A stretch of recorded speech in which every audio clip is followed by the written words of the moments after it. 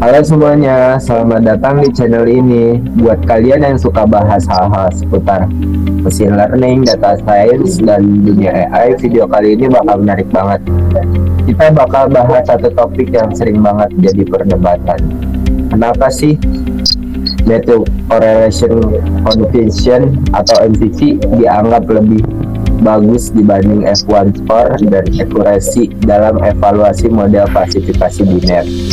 Topik ini diangkat dari hasil penelitian kami tentang jurnal David Chico dan Gustav Jurman yang dipublikasikan di jurnal BMC Genomics tahun 2020. Dalam jurnal itu, mereka ngetes 3 metrik MCC, F1, dan akurasi lewat 6 skenario simulasi dan 1 studi kasus nyata pakai data ekspresi gen kanker kolon. Tujuannya simpel, buat tahu metrik mana yang paling bisa ngasih gambaran akurat soal performa model, terutama kalau datanya nggak seimbang. Dalam dunia machine learning, banyak peneliti menggunakan metrik seperti akurasi dan F1 score untuk menilai performa model. Namun, ternyata kedua metrik ini memiliki kelemahan besar, terutama saat dataset yang digunakan tidak seimbang. Misalnya, ketika jumlah data positif jauh lebih sedikit dibanding data negatif. Dalam kondisi seperti ini, model bisa tampak hebat di atas kertas, padahal sebenarnya tidak mampu mengenali kelas minoritas dengan baik.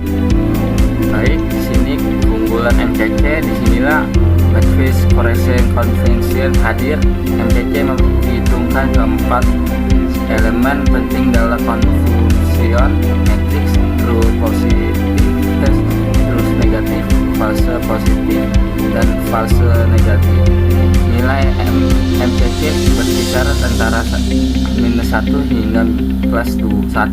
Nilai +1 berarti prediksi sempurna, 0 menunjukkan prediksi acak, dan -1 berarti prediksi yang benar salah total. Yang menarik, MCC memberikan adil meskipun dataset tidak seimbang. Hasil penelitian dalam jurnalnya Chico dan Jurman menguji MCC, F1, dan akurasi pada 6 skenario simulasi dan 1 studi nyata menggunakan data ekspresi gen kanker kolon. Hasilnya menunjukkan bahwa MCC memberikan penilaian yang lebih konsisten dan informatif dibandingkan kedua metrik lainnya. Misalnya, dalam beberapa kasus di mana F1 dan akurasi memberikan nilai tinggi, MCC justru menunjukkan bahwa model tersebut gagal mengenali kelas minoritas. Ini membuktikan bahwa MCC lebih mampu menilai kinerja model secara menyeluruh. Oke, saya ingin memberikan contoh dari studi kasus kanker kolon.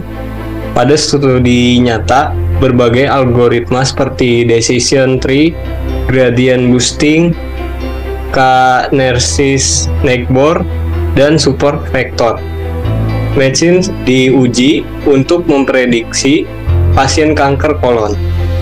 Ketika dibandingkan berdasarkan F1 dan akurasi, algoritma KNN tampak menjadi yang terbaik. Namun ketika dievaluasi MCC, hasilnya berbeda. Gradient boosting dievaluasi ternyata memberikan performa paling seimbang antara deteksi positif dan negatif. Hal ini menunjukkan bagaimana MCC bisa mengungkap kebenaran yang tersembunyi di balik metrik populer seperti F1 dan akurasi.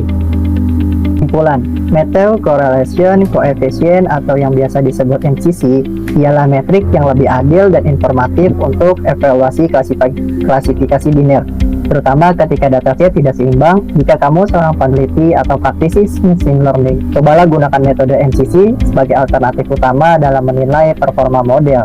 Dengan begitu, kamu bisa mendapatkan gambaran yang lebih realistis tentang seberapa baik model O bekerja.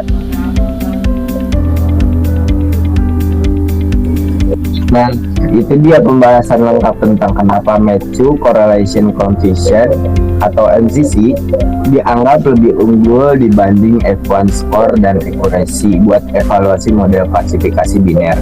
Kesimpulannya, kalau kamu lagi ngerjain project machine learning, terutama yang datanya nggak seimbang, jangan cuma ngandelin akurasi dan F1 score-nya aja, coba juga hitung MCC-nya, biar kamu dapat gambaran performa model yang lebih utuh dan realistis. Terima kasih sudah nonton sampai akhir, jangan lupa like, share, dan subscribe, biar kamu nggak ketinggalan pembahasan menarik seputar data science dan machine learning. Sampai ketemu di video berikutnya, tetap semangat belajar teman-teman. Dadah.